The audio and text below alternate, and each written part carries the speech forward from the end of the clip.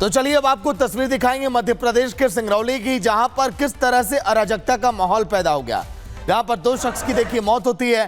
Police फिलहाल इस पूरे मामले की जांच में जुटी है, क्योंकि ट्रक से देखिए टक्कर हुई बाइक में, जहां पर 2 लोगों की मौत हुई। उसके बाद गुस्साई भीड़ ने ट्रकों में, बसों में, कई मालवाहक गाड़ियों में देखिए आग लगा दिया। और आग के हवाले जब इन गाड़ियों को किया गया तो तस्वीरें भी देखिए कैमरे में कैद हुई। धू धू कर जलती ये गाड़ियां, वहां पर चीख पुकार, ये आवाजें इस बात की तस्दीक देती हैं कि वाकई में यह हादसा और ये पूरी घटना कितनी भयंकर है। हादसे पर लगातार बवाल ये जारी है।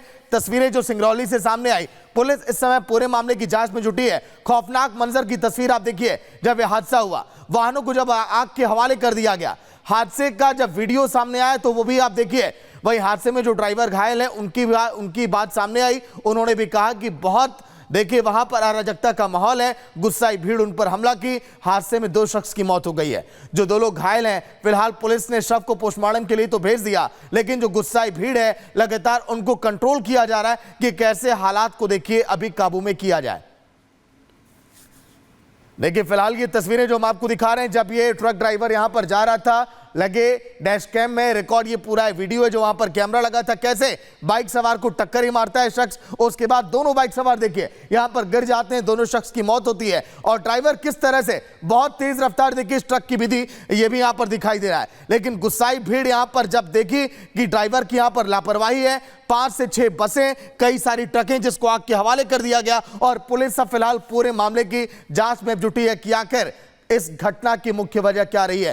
पूरी खबर रिपोर्ट के जरिए।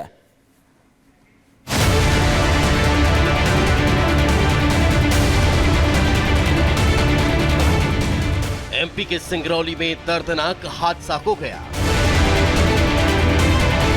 ऐसा खौफनाक हादसा जिसे देखकर कोई भी दहल जाए।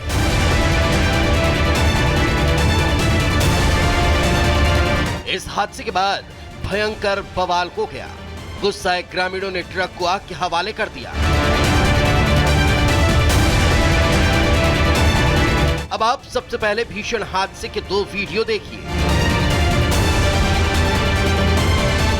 ट्रक के अंदर लगे सीसीटीवी का ये वीडियो देख लीजिए, कैसे ट्रक ड्राइवर तेजी से ट्रक को दौड़ा रहा है। सपाट पड़ी सड़क पर कोयले से लदा ट्रक सरपट रफ्तार भर रहा है। ट्रक ड्राइवर बिना किसी तनाव आराम से ड्राइविंग कर रहा है। तभी ये क्या, अचानक ट्रक अनियंत्रित हो जाता है। ड्राइवर तुरंत ट्रक को दूसरी ओर काटने की कोशिश करता है, लेकिन स्थिति आउट ऑफ कंट्रोल हो जाती है और ट्रक ड्राइवर अपनी सीट से दूसरी तरफ जाकर गिरता है और ट्रक पूरी तरह अनियंत्रित होकर दूसरी तरफ खाई में जा गिरता है। इस दौरान ट्रक ड्राइवर ने सीट बेल्ट नहीं पहना था। वहीं अब ट्रक के साइड में लगे कैमरे का वीडियो भी देख लीजिए। ट्रक रफ्तार में आगे बढ़ रहा है, तभी सड़क किनारे 2 ट्रक खड़े मिलते हैं, जिसकी वजह से वन वे वाला मार्ग सकरा हो जाता है। लेकिन ये क्या, अचानक ट्रक के सामने एक बाइक आ जाती है, जिस पर 2 लोग सवार हैं। बाइक को बचाने के चक्कर में ही ट्रक ड्राइवर अचानक ट्रक को दूसरी तरफ काटने की कोशिश करता है, लेकिन तब तक ट्रक बेकाबू होकर बाइक को कुचलते हुए दूसरी तरफ जा पलटता है। हादसा सिंगरौली से तकरीबन 35 किलोमीटर दूर थाना माड़ा इलाके की अमीलिया घाटी के कोल माइंस के पास हुआ है। ट्रक से टक्कर के बाद बाइक सवार दोनों युवकों की मौत हो जाती है।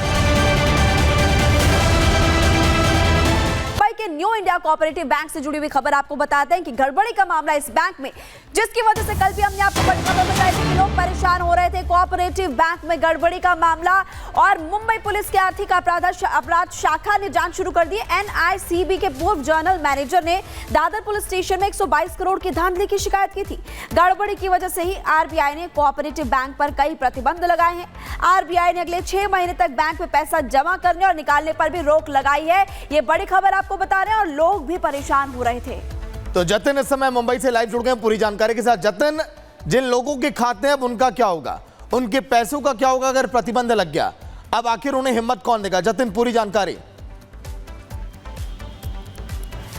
जी बिल्कुल, देखिए 6 महीने का बैन लगाया गया है, लेकिन अपडेट इस केस में ये है कि इसी न्यू इंडिया कोऑपरेटिव बैंक के पूर्व जनरल मैनेजर ने ये एलिगेशन लगाए हैं कि तकरीबन 122 करोड़ रुपए का फ्रॉड इस बैंक में हुआ है और इसकी शिकायत मुंबई के ही दादर पुलिस स्टेशन में की गई है। इस मामले में एफआईआर दर्ज कर ली गई है। मुंबई पुलिस अब इस केस को ईओडब्ल्यू, जो कि इकोनॉमिक ऑफेंस विंग है, उसको ट्रांसफर कर रहा है, तो ईओडब्ल्यू इस पूरे मामले की जांच करेगा। लेकिन जिस आरबीआई ने फाइनेंशियल इरेगुलरिटीज का जिक्र किया था, अब उसकी परतें भी खुलने लगी है। 122 करोड़ के घोटाले का जिक्र साफ तौर पर किया जा रहा है, लेकिन लोग परेशान हैं। इस वक्त मैं अंधेरी ईस्ट ब्रांच के बाहर मौजूद हूं। सुबह से लोगों का सिलसिला यहां पर पहुंचना शुरू हो गया। कुछ लोग अपने लॉकर्स को खाली करने के लिए पहुंचे, लेकिन सवाल वही कि जिनके सेविंग अकाउंट, करंट अकाउंट है, उनका क्या होगा? 6 महीने के लिए बैन लगा दिया गया है। घर में राशन, बच्चों की फीस, ईएमआई कैसे जाएगी? सर, क्या बैंक में अकाउंट है आपका? कितनी परेशानी आप लोगों को?